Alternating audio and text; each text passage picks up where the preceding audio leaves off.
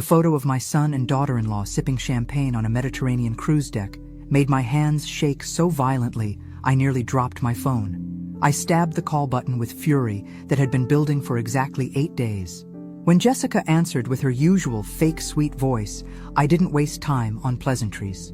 If you're watching this, subscribe and let me know where you're watching from. My name is Olivia Richardson.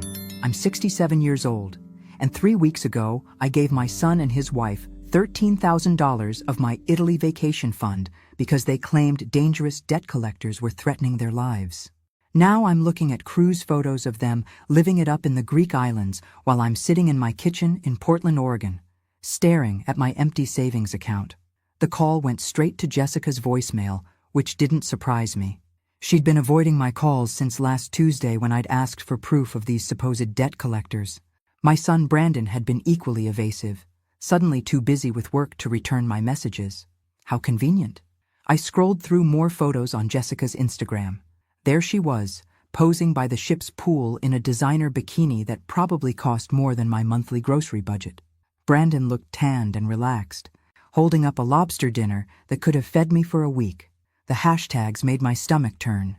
Blessed life, harn spontaneous, vacation. Living our best life. Spontaneous vacation, my foot. You don't book a Mediterranean cruise overnight. This had been planned for months while they were bleeding me dry with their sob stories about Jessica's gambling debts and threatening phone calls from scary men. I'd been such a fool. But as I sat there staring at those photos, something Margaret always told me echoed in my mind. Olivia, when someone shows you who they really are, believe them the first time.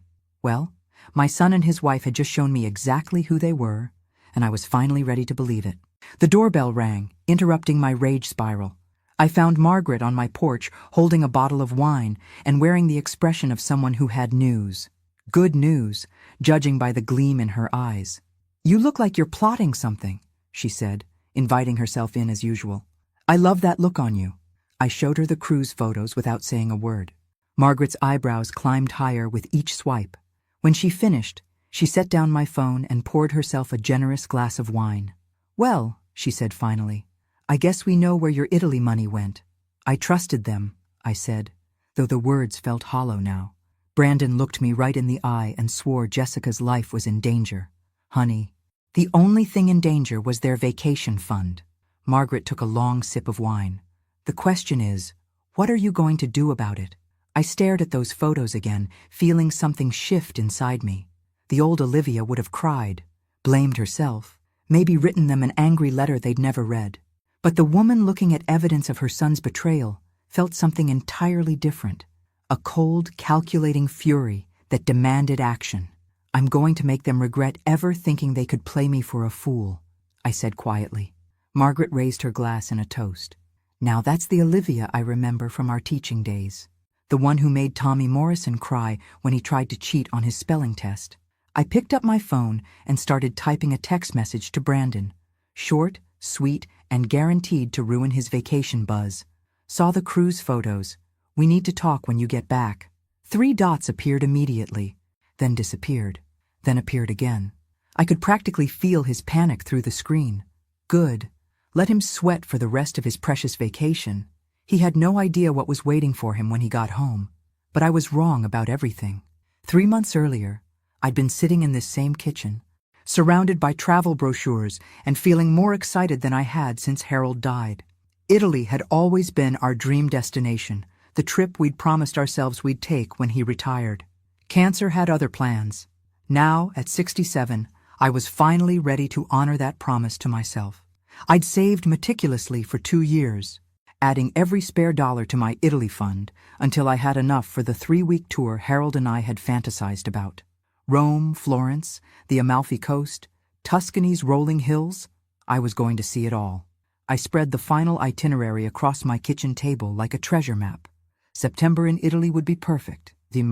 Warm but not scorching, fewer crowds, that golden light I'd seen in travel magazines. I'd even bought a new camera, something Harold would have teased me about since I'd always claimed his old Kodak was perfectly fine. The trip wasn't just about sightseeing, though. It was about proving to myself that I could still have adventures, that being widowed didn't mean my life was over. Brandon and Jessica had made enough comments about me staying closer to home at my age that I'd started to believe them. This trip was my rebellion against their expectations. Brandon had seemed supportive when I first mentioned it, though Jessica's smile had been tighter than usual. "That's a lot of money for one person," she'd said, not quite managing to hide the calculation in her eyes. "I mean, wouldn't it be more practical to do something local?" I should have paid attention to that moment. Jessica never worried about my practical spending unless it interfered with her own plans. But I was too caught up in my excitement to notice the way she and Brandon exchanged glances when they thought I wasn't looking. The signs had been there for months, really. The casual comments about my fixed income, the suggestions that I was being reckless with my finances, the way they'd started treating my modest inheritance from Harold like it was community property. Harold had been a careful man who'd left me comfortable, but not wealthy. The Italy trip would take a significant chunk of my discretionary savings, and somehow Brandon and Jessica had convinced themselves that money should be theirs to influence. I remember calling Margaret after one particularly uncomfortable dinner where Jessica had spent the entire evening criticizing the restaurant I'd chosen as too expensive for what you get. Margaret had listened to my venting with the patience of a woman who'd known me for 40 years. "Olivia," she'd said finally, "that girl is already spending your money in her head. Mark my words." I'd laughed it off then. Brandon was my son, the little boy I'd raised to be honest and kind. Yes, he'd married a woman who was more high maintenance than I'd have chosen, but that didn't make him a thief. Family didn't steal from family. The travel agent had been so enthusiastic when I'd made the final payment. "Mrs. Richardson, you're going to have the time of your life," she'd gushed. "September is absolutely magical in Italy. You picked the perfect time." I'd walked out of her office feeling invincible, like I was finally taking control of my own story. The Italy trip represented everything I wanted to reclaim about myself: independence, adventure, the courage to live fully despite loss. Now, looking back, I realize that's exactly when Brandon and Jessica started their campaign in earnest. The phone calls became more frequent, always with some new financial crisis that required immediate attention. Jessica's mysterious health problems that needed expensive treatments. Brandon's car troubles that couldn't wait for their next paycheck. I'd helped with small amounts here and there, telling myself it was temporary, that they'd pay me back. But each request got a little bigger, a little more urgent, a little more emotionally manipulative. And I, desperate to be needed by my son, had fallen for every single lie. The cruel irony was that they'd trained me to be their personal ATM, using my own love against me. Every dollar I gave them was proof that I was a good mother, a supportive family member, someone worth keeping around. I thought I was buying their affection, but I was actually financing my own betrayal. That's when I realized how deep their lies really went. The call came on a Tuesday morning while I was reviewing my Italy packing list. Brandon's voice was shaky, panicked in a way I'd never heard before. My maternal instincts kicked in immediately, pushing aside the nagging doubts that had been growing stronger each day. "Mom, I need your help," he said without preamble. "Jessica's in serious trouble." I set down my coffee cup, my attention completely focused. "What kind of trouble?" "She owes money to some very dangerous people. Gambling debts. They're threatening to hurt her if she doesn't pay by Friday." The words hit me like a physical blow. Gambling debts? Jessica had never mentioned gambling beyond the occasional lottery ticket.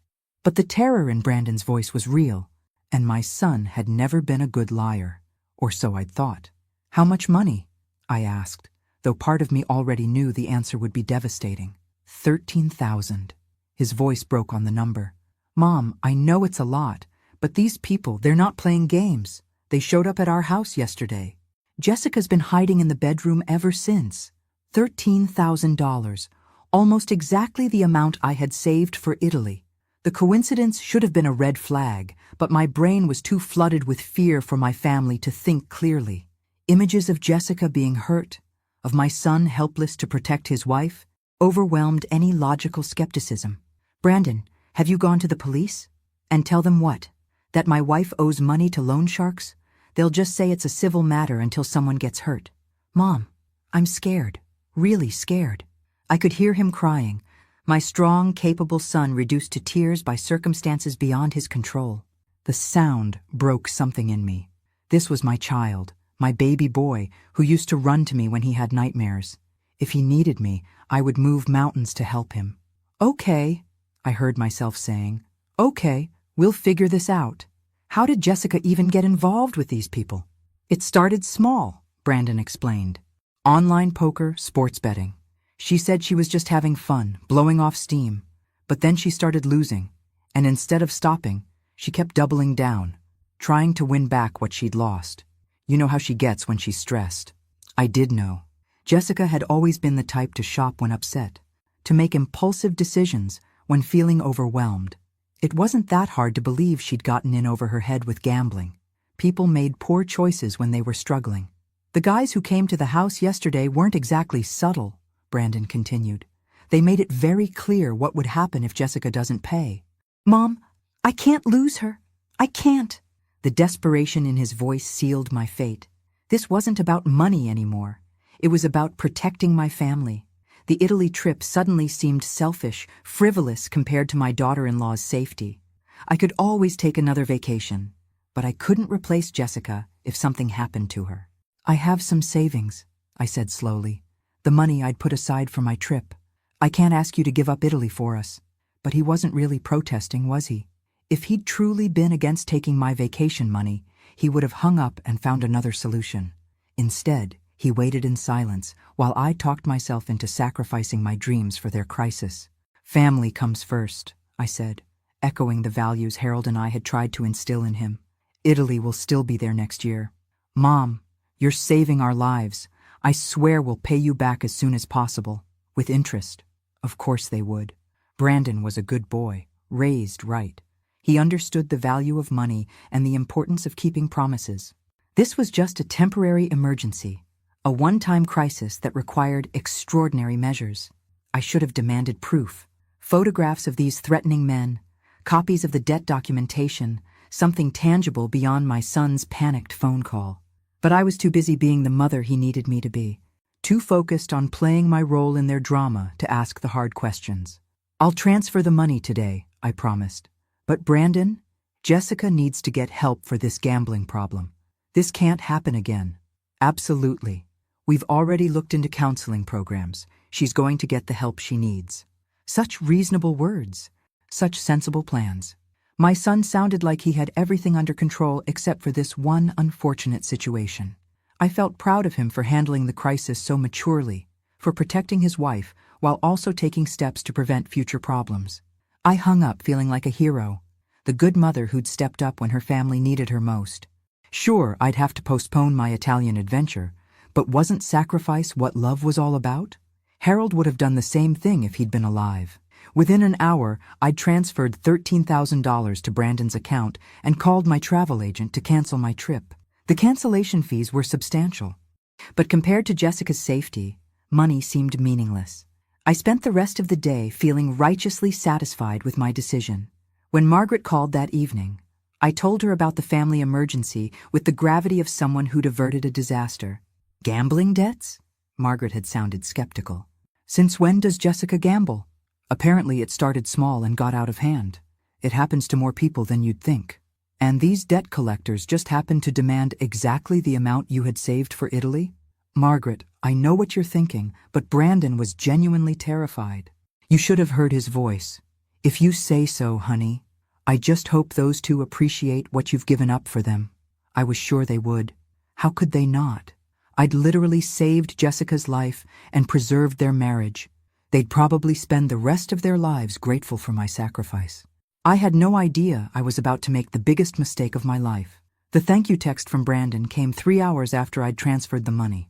Mom, you're an angel. Jessica's safe now. We love you so much. Short, sweet, and exactly what I needed to hear. For the first time in days, I felt like I could breathe normally. My family was safe, and I'd been the one to protect them. The Italy money was gone, but Jessica would be alive to thank me in person. I spent the next few days in a strange state of emotional suspension. Part of me mourned the loss of my Italian adventure, but a bigger part felt genuinely proud of what I'd done. When people asked about my upcoming trip, I told them about the family emergency with the quiet dignity of someone who'd made a noble sacrifice. Margaret wasn't buying it. She kept dropping by with increasingly pointed questions about Jessica's mysterious gambling problem and the convenient timing of the crisis. But I was determined to give Brandon and Jessica the benefit of the doubt. Family loyalty meant something, even if it cost me my dream vacation. "At least they'll pay you back with interest," Margaret said during one of her visits. Though I notice they haven't mentioned exactly when that might happen. "They need time to get back on their feet," I defended. $13,000 is a lot of money to repay quickly. It's also a lot of money to lose gambling, especially for someone who supposedly just started playing online poker. I changed the subject, but Margaret's words lingered. When had Jessica started gambling? Brandon had been vague about the timeline, and I realized I'd never actually heard Jessica mention any interest in poker or sports betting. But people had private hobbies, didn't they? Maybe she'd been embarrassed about her new pastime. Still, curiosity got the better of me. On Thursday, I called Brandon to check on how they were handling the aftermath of their crisis. His phone went straight to voicemail. I tried Jessica's number with the same result. By Friday, I was starting to worry again. What if the debt collectors had come back? What if $13,000 hadn't been enough? Saturday morning brought another text from Brandon, taking Jessica away for a few days to help her decompress from the stress. "Thanks again for everything, Mom. You saved our marriage." A few days away sounded therapeutic. Jessica had been through a traumatic experience, and Brandon was being a supportive husband by helping her recover somewhere peaceful. I felt a warm glow of satisfaction thinking about how my sacrifice had made their healing possible. It wasn't until Monday that I started to feel genuinely uneasy. Still no phone calls, no updates on Jessica's recovery or their plans for getting counseling. When I drove past their house, I noticed their mail was piling up and their lawn sprinkler system wasn't running. That was unlike Brandon, who was usually meticulous about home maintenance. Tuesday afternoon, I broke down and called Brandon's office. His assistant sounded surprised to hear from me. "Oh, Mrs. Richardson, didn't Brandon tell you? He took 2 weeks of vacation time, said it was a last-minute family situation." 2 weeks? Brandon had never taken 2 consecutive weeks off in his entire career. He was the type who checked emails from his deathbed. Something about this extended absence didn't add up. Did he mention where they were going? Not specifically, but he seemed excited about it. Said something about it being a once-in-a-lifetime trip. A once-in-a-lifetime trip.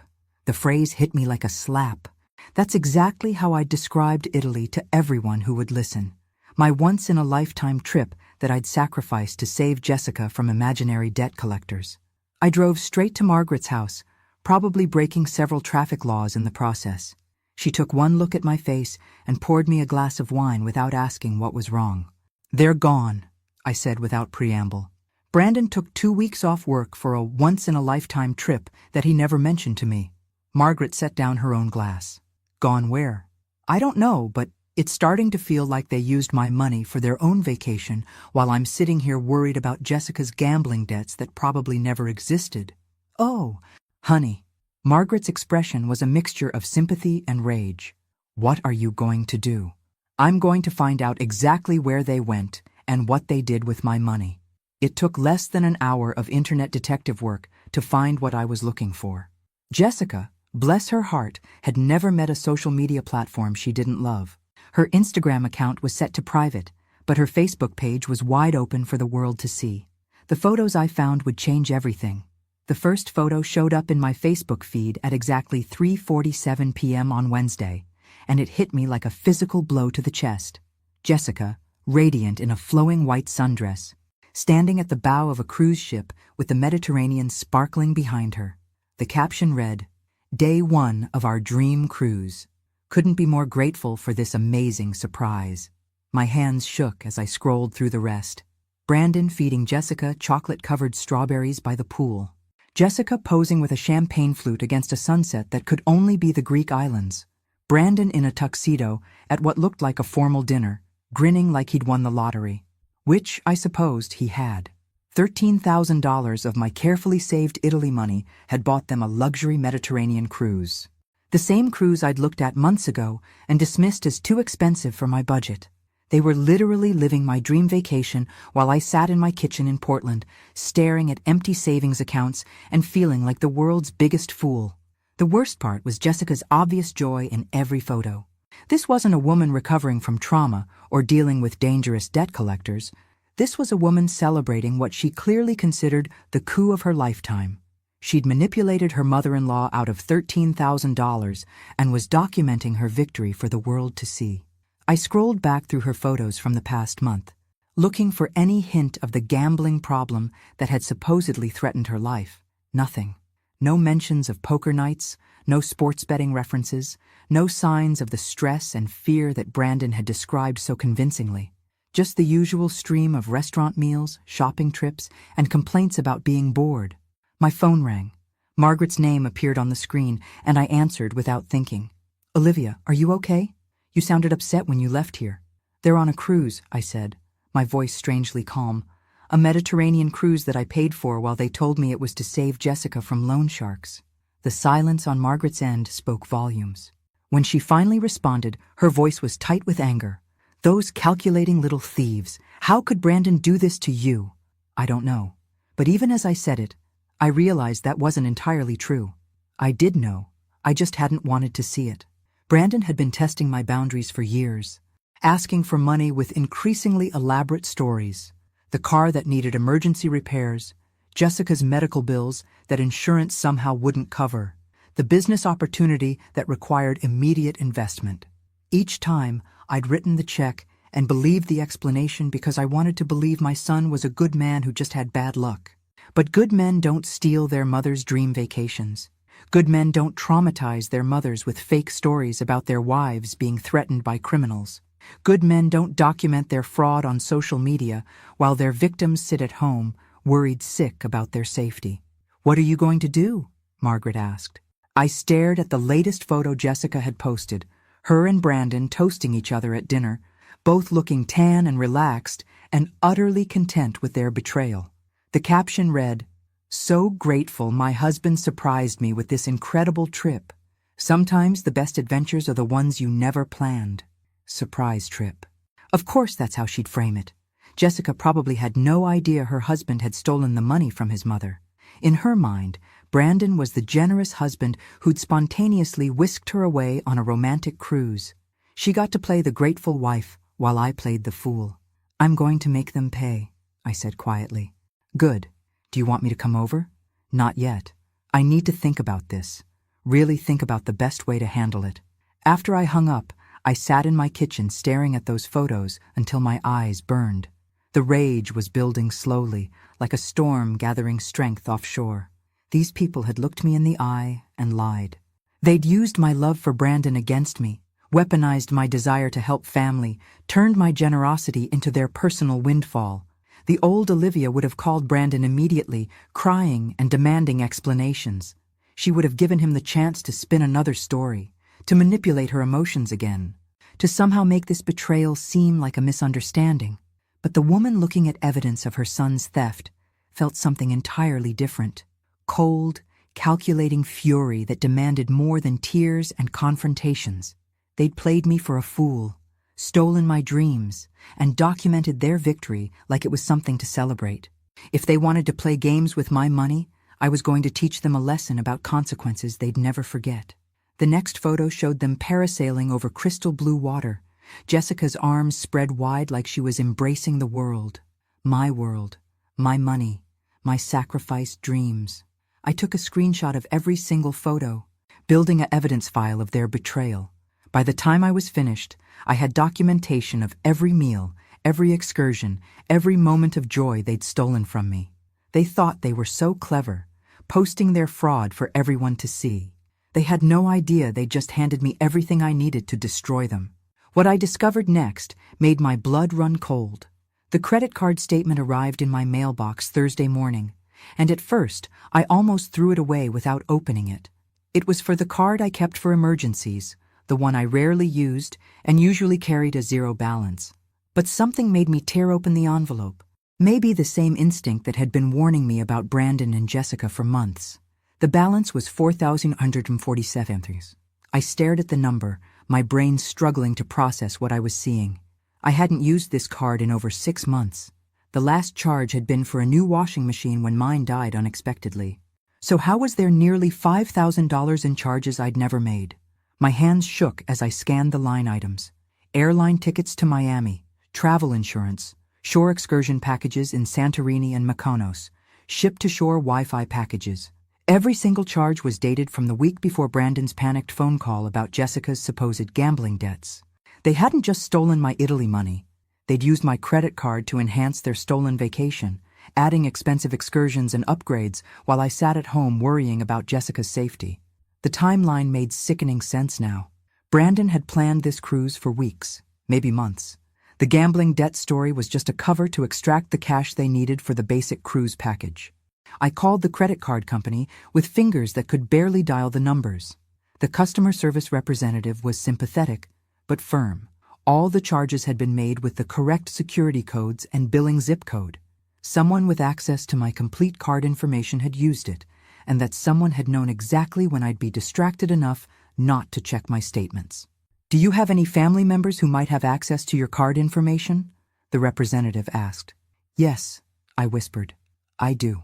Brandon had helped me organize my finances after Harold died. He'd sat in my kitchen, going through every bank account and credit card, helping me set up online access and automatic payments. He'd written down all my passwords and security information for emergencies. I'd thought it was sweet, the way he wanted to protect me from financial confusion during my grief. Now I realized it had been reconnaissance. I hung up and immediately called my bank. The checking account showed 2 additional unauthorized transfers in the past month, both to online gambling sites. Small amounts, just a few $100s each, but the pattern was clear. Brandon had been testing my security, seeing how long it would take me to notice unusual activity. When I didn't catch the gambling charges, he'd felt confident enough to go for the big score. The cruelest part was the gambling story itself. He'd actually used my credit card to place small bets online, creating a paper trail that would support his lies if I ever got suspicious. If I'd demanded proof of Jessica's gambling problem, he could have shown me my own bank statements as evidence. My son had stolen from me, lied to me, and framed me for the very crime he was committing.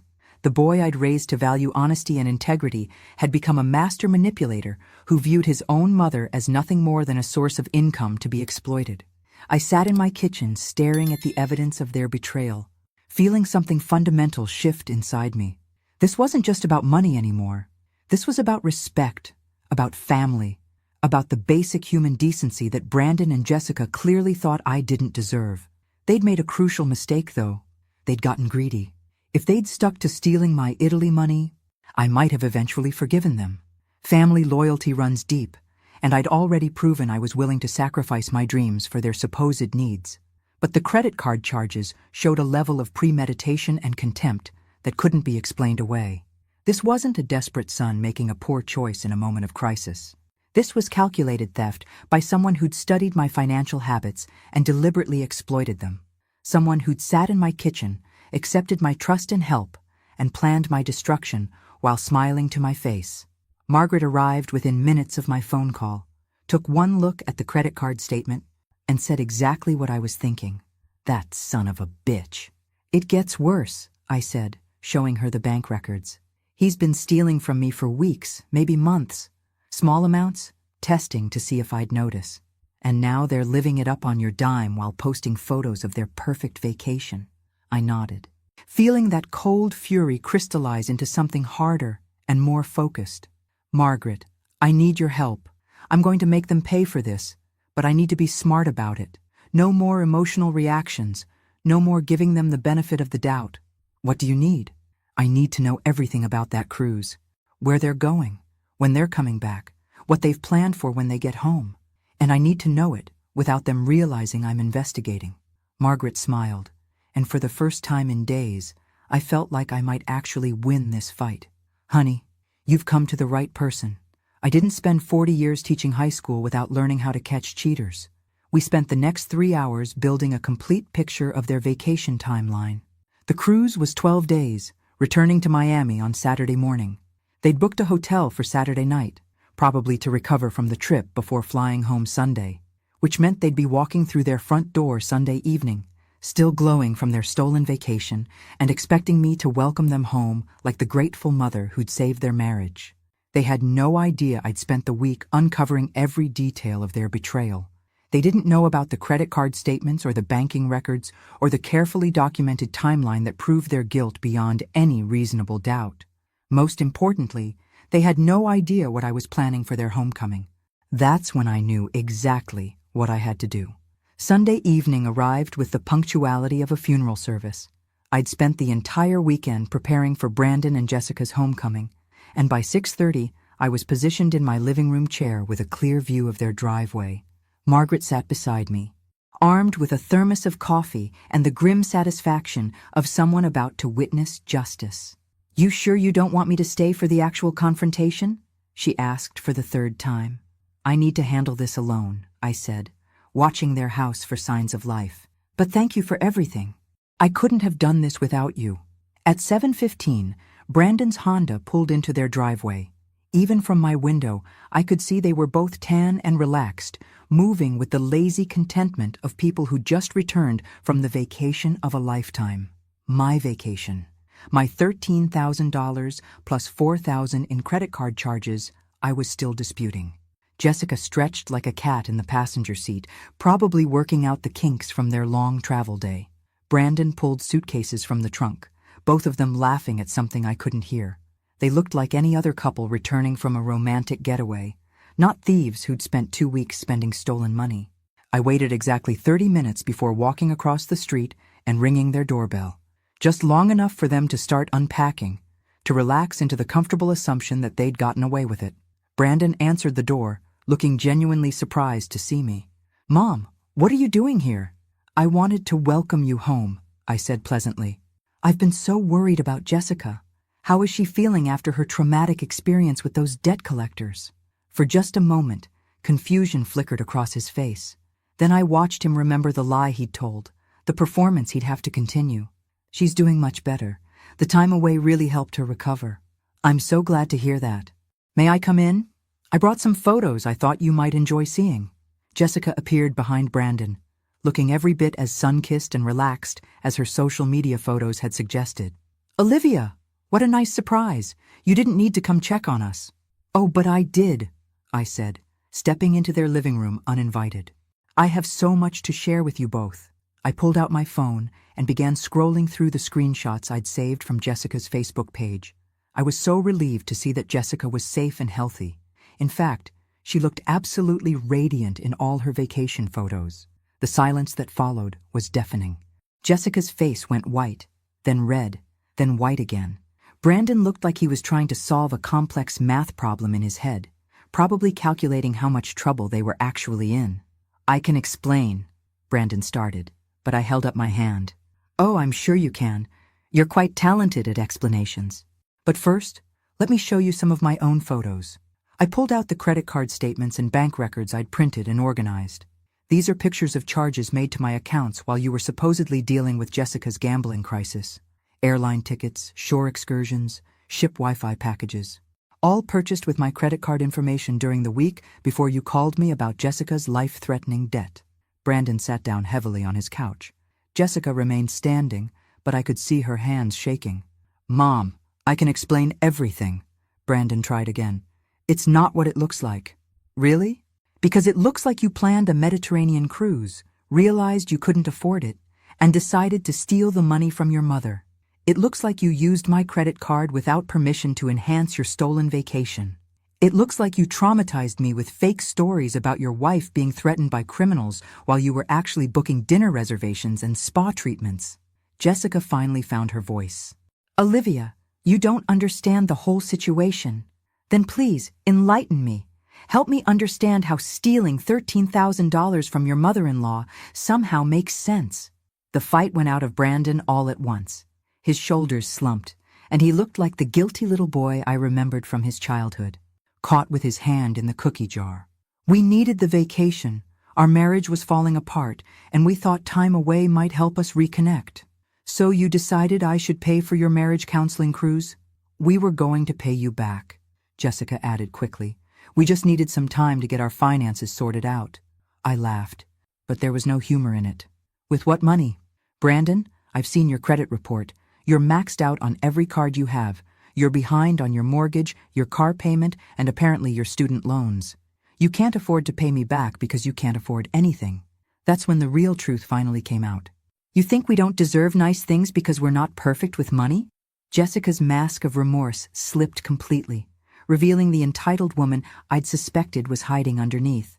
You have more money than you could spend in your lifetime, sitting in your house collecting dust while you obsess over your stupid Italy trip. Jessica, Brandon warned, but she was past caring about maintaining their facade. No, Brandon, I'm tired of pretending. Your mother acts like we're criminals for needing help, but she's the one hoarding money while her own family struggles. She could have paid for that cruise 10 times over without missing a meal.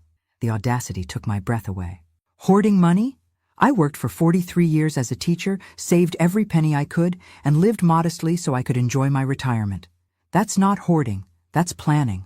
And what good did all that planning do you? Jessica shot back. You sit in that house by yourself, talking to your neighbor about trips you're too scared to actually take. At least we used the money to create memories. You used stolen money to create memories, I corrected. And apparently you think that's acceptable because I'm old and alone and couldn't possibly have dreams worth respecting. Brandon finally tried to regain control of the conversation. Mom, Jessica's upset. She doesn't mean— Oh, I mean every word, Jessica interrupted. Your mother guilts you every chance she gets, makes you feel responsible for her loneliness, and then acts like the victim when we finally ask for help. She's been manipulating you for years. The projection was breathtaking. Here was a woman who'd helped steal $17,000 from me, and she was calling me the manipulator. But her outburst was also revealing something I'd suspected but never been able to prove. This hadn't been Brandon's idea originally. Interesting perspective, I said calmly. Tell me, Jessica, whose idea was it to use my credit card for the vacation extras? She glanced at Brandon, realizing too late that she'd said more than she intended. That's not relevant. I think it is. See, I've been wondering how Brandon got access to my complete financial information. Yes, he helped me organize my accounts after Harold died, but the credit card I use for emergencies was never part of that conversation. That card stayed in my purse, and the only time anyone else handled it was— I paused, watching their faces as the memory came back to me. Last Christmas, when Jessica offered to help me pay for dinner at that expensive restaurant. She took my card to the register while I was in the bathroom. Brandon looked at his wife with something that might have been surprise or betrayal. Hard to tell which. You photographed my card information, I continued. Probably the front and back, maybe even the security code on the back. That's how you knew my zip code, my full card number. Everything you needed to make online purchases. You can't prove that, Jessica said, but her voice lacked conviction. Actually, I can. See, I called the credit card company and requested detailed information about where those charges originated. IP addresses, device information, geographical location. Would you like to guess where the airline tickets were purchased? The silence stretched between us like a taut wire. Brandon was staring at Jessica now, with an expression I'd never seen before. Not angry exactly, but calculating, like he was finally seeing his wife clearly for the first time. From this house, I continued. On your home computer, Jessica, which means you've been planning this theft for months, waiting for the right opportunity to steal a large amount of money from me. That's enough, Brandon said quietly. But he wasn't talking to me. Jessica must have heard something dangerous in his voice because her attitude shifted abruptly. Brandon, honey, don't let her turn us against each other. We're a team, remember? It's us against the world. Is it? Brandon asked. Because right now it feels like you used me to steal from my mother, and you're expecting me to cover for you. The dynamic in the room was changing in real time. Jessica had overplayed her hand, revealed too much about her role in planning the theft. Brandon might be a liar and a thief, but he was also realizing he'd been manipulated by his wife just as thoroughly as I had. You planned this, he said to Jessica, his voice getting stronger. The gambling debt story. Using Mom's card. All of it. This wasn't a desperate mistake. It was a calculated con. Don't be ridiculous. Jessica tried to laugh. We planned it together. No, we didn't. I wanted to ask Mom for a loan for the cruise. You said she'd never agree to pay for something that expensive, that we needed a better story. You came up with the gambling debt idea. I watched my son piece together his wife's manipulation with a mixture of satisfaction and sadness. Satisfaction because Jessica was finally being exposed for what she was. Sadness because Brandon was realizing his marriage might be built on lies just as elaborate as the ones they'd told me. But none of this absolved him of his choices. He might have been manipulated by his wife, but he'd still looked me in the eye and lied. He'd still terrorized me with fake stories about Jessica's safety. He'd still chosen his wife's schemes over his mother's trust. That's when I delivered the knockout punch. The good news, I said, pulling out a manila folder I'd been saving for this moment, is that I've already taken care of everything. Brandon and Jessica exchanged glances, probably wondering if I meant I'd forgiven them or called the police. The truth was more elegant than either option. You see, when I discovered your theft, I had a choice. I could report you to the authorities, which would likely result in criminal charges and definitely destroy what's left of our family relationship, or I could handle this privately, in a way that ensures you never steal from me again, while also protecting Brandon from the worst consequences of his poor judgment. I opened the folder and spread its contents across their coffee table. Bank statements, legal documents, correspondence with credit card companies, and most importantly, a detailed accounting of every dollar they'd stolen.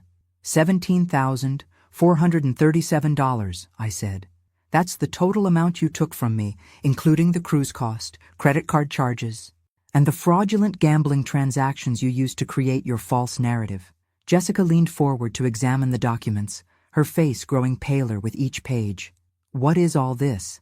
Evidence, documentation, a complete paper trail of your theft, with timestamps, IP addresses, and bank records that prove exactly what you did and when you did it. I smiled pleasantly. I've been quite thorough. Mom, Brandon started, but I held up my hand. I'm not finished. As I said, I had a choice about how to handle this, and I chose the option that protects my interests while giving you both a chance to avoid criminal prosecution. I pulled out the final document, a legal agreement I'd had drafted by Margaret's lawyer nephew. This is a promissory note for the full amount you stole, plus interest, to be repaid over the next 2 years. The payments are calculated based on Brandon's current salary, so I know they're manageable if you adjust your lifestyle accordingly. Brandon picked up the promissory note, scanning its terms with growing alarm. 2 years? Mom, this payment schedule is huge. We'll have to cut everything. Yes, you will. No more expensive dinners, no more shopping sprees, no more vacations you can't afford. You'll live like the working-class people you actually are instead of the wealthy couple you've been pretending to be with my money. And if we refuse to sign? Jessica asked, though her voice suggested she already knew the answer. Then I file a police report tomorrow morning. Credit card fraud, elder financial abuse, theft by deception. Margaret's nephew assures me that with this level of documentation, prosecution would be straightforward. You'd likely face felony charges. Brandon would lose his job, and you'd both have criminal records that would follow you for the rest of your lives. The room fell silent, except for the ticking of their mantel clock. I could see them weighing their options, calculating whether they could somehow talk their way out of this or find a third alternative that didn't involve consequences. There's one more thing, I added. The promissory note includes a provision that if you miss even one payment, the entire balance becomes due immediately and I'm free to pursue criminal charges retroactively. So this isn't just about paying me back. It's about proving you've learned to live within your means. Jessica was reading over Brandon's shoulder now, her face a mask of barely controlled fury. This is vindictive, Olivia.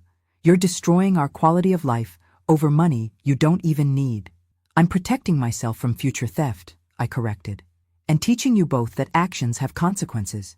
You chose to steal from me, so now you get to live with the results of that choice. We could fight this, Jessica said. Claim you gave us the money willingly.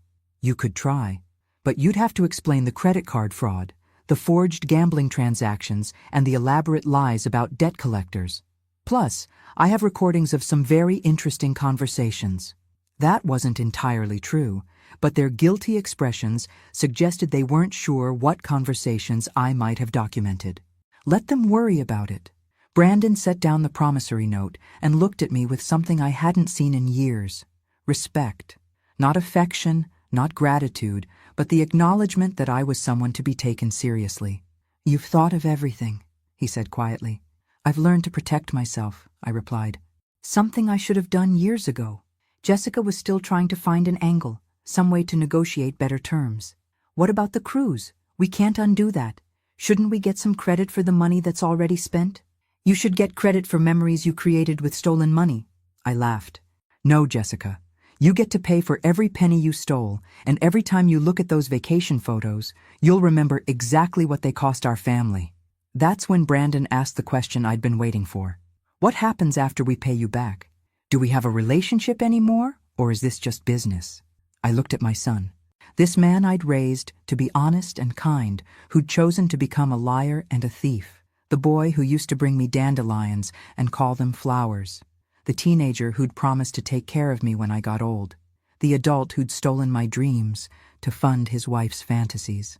That depends, I said finally, on whether you prove you're capable of being the man I tried to raise you to be. But neither of us was prepared for what Jessica said next. Fine, Jessica said, her voice sharp as broken glass. We'll sign your precious contract and pay back every penny. But don't pretend this makes you the victim. Olivia, you want to know the truth? We've been supporting you emotionally for years while you drained us financially. Brandon looked at his wife like she'd lost her mind.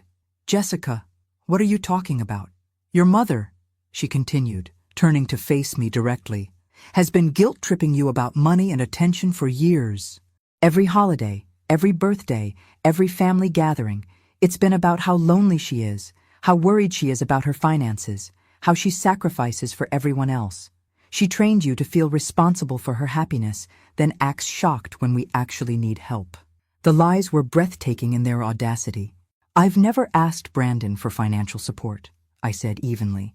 No, you just make comments about how expensive things are, how fixed incomes don't stretch, how you don't know how you'll afford home repairs. You manipulate through martyrdom, then play innocent when people respond to your hints. I felt something cold settle in my stomach. These weren't random accusations. Jessica was describing specific conversations, private moments between me and Brandon that I'd thought were normal mother-son exchanges about life's challenges. You've been telling her about our private conversations, I said to Brandon. He had the grace to look ashamed. She's my wife, Mom. We talk about everything. Everything. Including how your mother mentions needing a new roof, or worrying about property taxes, or wondering how she'll afford to maintain that big house by herself. Jessica's voice was gaining momentum. You share all of it with me, and then you feel guilty because you can't afford to help her with every little problem. That's not manipulation, I protested. That's normal conversation between family members. Is it? Or is it a pattern of making your son feel responsible for problems he can't solve? Jessica pulled out her phone and started scrolling. Brandon, remember what you told me after Thanksgiving? About how guilty you felt because your mom mentioned the heating bill being higher than expected? Brandon's face flushed. Jessica, don't. Or what about when she mentioned that cruise prices had gone up and she might have to wait another year for Italy? You felt terrible because you knew she'd been saving forever, but you also knew we couldn't afford to give her thousands of dollars. I stared at my son, understanding dawning with sickening clarity. You felt obligated to help me afford Italy? You seemed so disappointed, Brandon said quietly. You'd worked so hard to save for that trip, and then prices increased right when you were ready to book. You didn't ask for money directly, but you heard it as a request for help, I finished. And when you couldn't afford to help, you felt guilty. So when the opportunity came up to borrow the money temporarily, Jessica continued, it felt like we were solving your problem and ours at the same time. You'd get your Italy trip eventually, and we'd get the vacation our marriage needed. The reinterpretation of events was masterful and completely wrong, but I could see how it might have worked on Brandon's conscience. Jessica had taken his genuine love for me and twisted it into something that justified theft. She'd made him believe that stealing my money was actually a favor to me. Except you weren't borrowing, I pointed out. You were stealing. And you had no intention of telling me the truth or paying me back. We would have paid you back, Brandon insisted. Eventually. With what money? You're barely making your current bills. That's when Jessica played her final card. With the money we'll inherit when you die. The words hung in the air like poison gas. Brandon went white, staring at his wife like she'd revealed herself to be a stranger. I felt something inside me go very still and very cold. Excuse me? Come on, Olivia. You're 67 years old. Statistically, you have maybe 15 years left. That house, your savings, your retirement accounts, it's all going to Brandon anyway. We were just accelerating the timeline a little bit. Jessica, Brandon whispered, but she was beyond stopping now. Your money is going to be ours eventually. So what's the difference if we use some of it now when we actually need it? At least this way, we get to enjoy it together instead of waiting for you to die first. The silence that followed was absolute. I could hear my own heartbeat, the hum of their refrigerator, the distant sound of traffic. But inside the room, nothing moved except the slow destruction of whatever relationship we'd had left. Brandon was staring at Jessica like he was seeing her for the first time. You planned this based on inheriting Mom's money when she dies? I planned this based on reality, Jessica shot back. Your mother isn't going to live forever, and when she's gone, we'll need that money for our own retirement. I just suggested we treat it like an advance on our inheritance. An advance you decided to take without asking, I said, my voice steady, despite the fury building in my chest. Would you have said yes if we'd asked? Absolutely not. Exactly. So we took what we needed and planned to replace it before you noticed.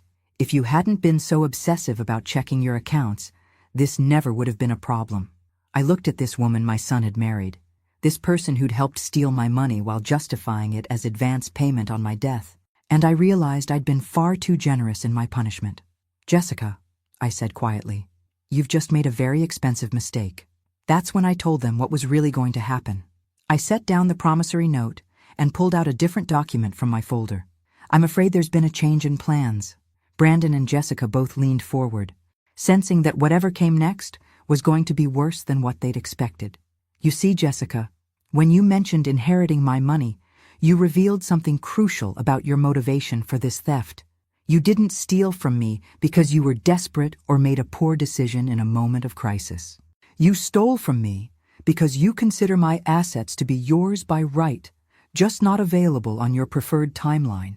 I unfolded the new document and placed it on their coffee table. This is a revised version of my will, drafted this morning after I spoke with my attorney about our situation. Brandon's face went ashen. Mom, what did you do? I protected my assets from future theft. The original will left everything to you, Brandon, because I believed you were an honest man who would honor my memory by using that inheritance responsibly. Recent events have proven that assumption incorrect. Jessica snatched up the will, her eyes scanning frantically for her name. When she didn't find it, she looked for Brandon's. The longer she read, the more her face twisted with rage. You can't do this, she said finally. You can't leave everything to charity out of spite.